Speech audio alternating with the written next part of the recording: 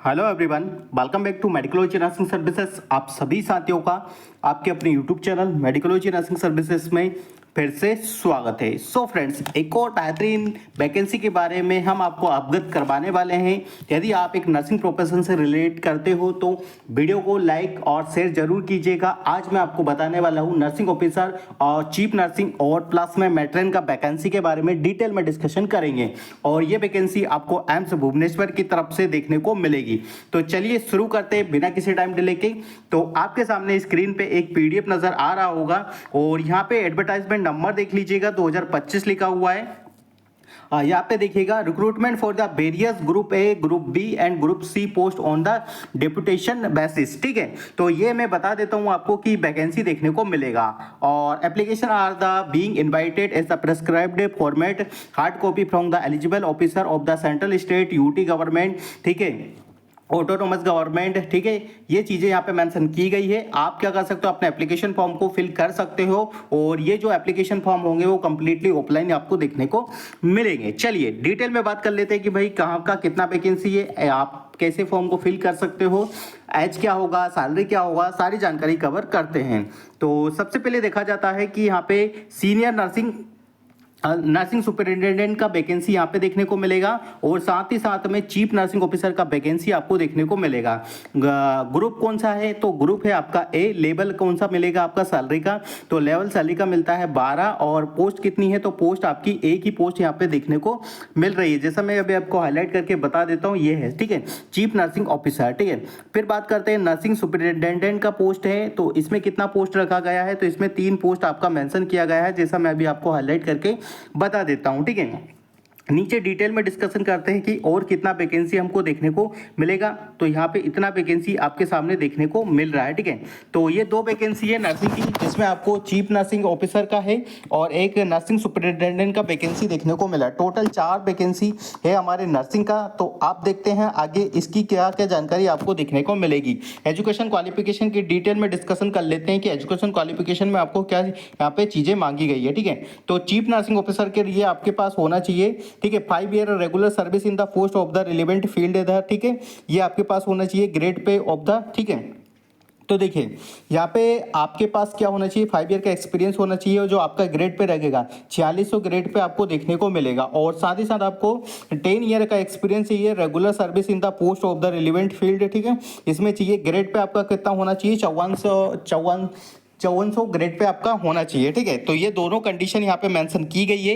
यदि आप एक भी कंडीशन से रिलेट करते हो तो इस वैकेंसी के लिए अप्लाई जरूर कर दीजिएगा। नर्सिंग सुपरिटेंडेंट का बात करें तो आपके लिए क्या होना चाहिए कि officer of the state nursing counselling में ऑफिसर हो या आप सेंट्रल गवर्नमेंट में नर्सिंग ऑफिसर हो, तो तब भी आप इस फॉर्म के लिए अप्लाई कर पाओगे।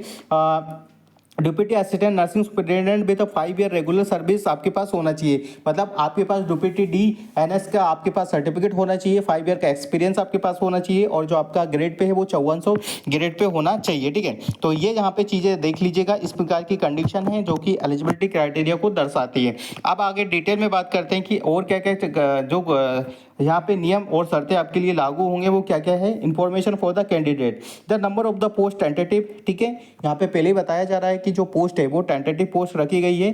ठीक है, ये कभी भी चेंज हो सकती है। 3 ईयर के पीरियड के लिए यहाँ पे आपको रिक्रूट किया जा रहा है। ठीक है, the maximum age limit applicable is the, ठीक है, यहाँ पे लिखी गई है 18 से देखने को मिल जाएगी।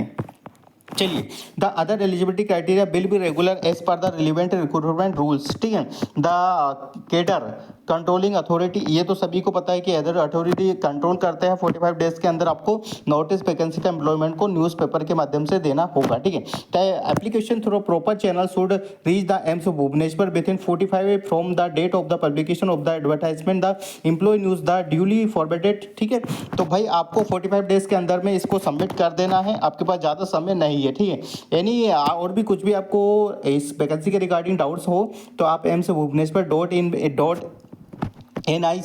पे क्या कर सकते हो, कांटेक्ट कर सकते हो। ठीक है, इंस्ट्रक्शन फॉर द कैंडिडेट और क्या क्या है यहाँ पे दे के रखे हुए। ऑल द पोस्ट है carry usual allowances at the admissible और to central government employ for the similar state for the Bhubaneswar, ठीक है, ओडिशा।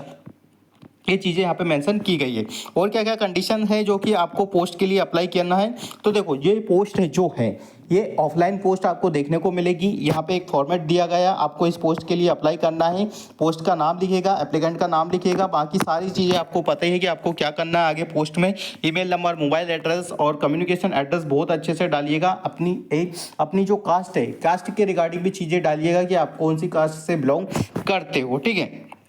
फिर एजुकेशन क्वालिफिकेशन का कॉलम आएगा, डेजिग्नेशन का आएगा, फिर आपके एक्सपीरियंस का आएगा और सारी चीज़ें यहाँ पे अच्छे से करके डिक्लेरेशन बाय द कैंडिडेट पे क्लिक करके और यहाँ पे साइन करके आपको क्या करना है, एम्स की ऑफिशियली वेबसाइट जो है उसको ईमेल कर सकते हो या इसको पोस्ट द्वारा भी आप क्या कर सकते हो, सेंड कर सकते हो। Certified by the employed cadre controlling authority के रिगार्डिंग ये एनओसी वगैरह, यदि आप कहीं पे काम करते हो तो उसका भी एनओसी आपको चाहिए होगा, ठीक है। लिस्ट ऑफ द एनक्लोजर क्या है, certificate of the educational qualification from 10 to 2 degree, जो भी आपके पास सर्टिफिकेट्स है, लाइक जैसे 10 to 12 हो गया, डिग्री हो गया, बीएससी हो गया, एमएससी हो गया, एनओसी आपको चाहिए, जैसे मैंने बताया विजिलेंस क्लियरेंस सर्टिफिकेट आपके चाहिए, इंटीग्रिटी सर्टिफिकेट आपके चाहिए के लिए चाहिए, लास्ट 5 ईयर आपके पास होना चाहिए सैलरी स्लिप, ठीक है।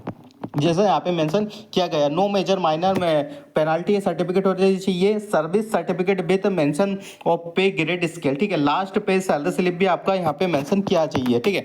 तो ये सारे डॉक्यूमेंट्स आपको यहाँ पे चाहिए ही है, एनी हाउ कंडीशन में ये आपके पास होना चाहिए, नहीं तो क्या होगा कि आपका फॉर्म हो क्या यहाँ पे रिजेक्ट हो जाएगा। तो एम्स भुवनेश्वर का जो वैकेंसी है चीफ नर्सिंग ऑफिसर और साथ ही साथ में आपका नर्सिंग सुपरिटेंडेंट का वैकेंसी कैसा लगा, यदि आपको वीडियो अच्छा लगा तो अपने फ्रेंड सर्कल में जरूर शेयर कर दीजिएगा। और नर्सिंग प्रोफेशन से रिलेटेड हर एक अपडेट पाने के लिए आप मेडिकलॉजी नर्सिंग सर्विसेज के यूट्यूब चैनल को सब्सक्राइब कर लीजिएगा। Thank you so much guys.